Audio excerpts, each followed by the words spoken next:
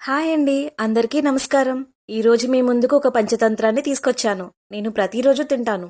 మనలో ఈ పంచతంత్ర లడ్డు గురించి తెలిసిన అశ్రద్ధ చేసేవాళ్ళు ఉన్నారు.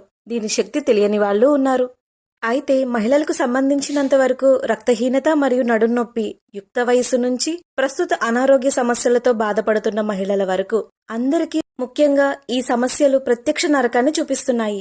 ఇంట బయట గంటల తరబడి పనిచేయడం వల్ల కావచ్చు, కూర్చునే పొజిషన్ వల్ల కావచ్చు, పోస్ట్ ప్రెగ్నెన్సీ వల్ల కావచ్చు, ఇంకా ఇతరేతర జబ్బుల వల్ల కూడా కావచ్చు.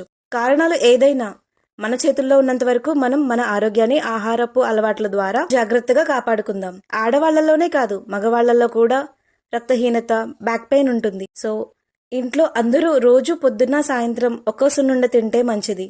రజస్వల అంటే పుష్పవతి అయిన ఆడపిల్లలకి మరీ మంచిది. నడుం బలంగా ఉంటుంది.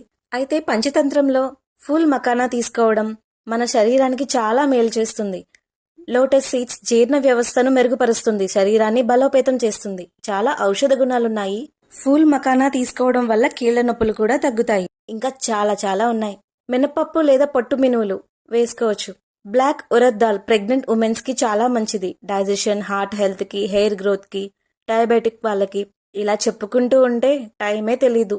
నూపప్పు, వేరుశనగ గుళ్ళు, పొట్టు శనగలు, ఇలా మనం తినే ప్రతి ఆహారపు పదార్థాల్లోనూ చాలా ఔషధ గుణాలు పుష్కలంగా ఉంటాయి.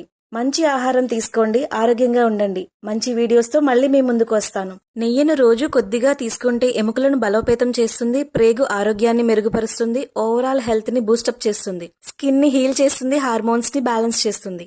మామూలు బెల్లానికి బదులు తాటి బెల్లం గాని, పాత బెల్లం గాని ఏదైనా యూజ్ చేసుకోవచ్చు.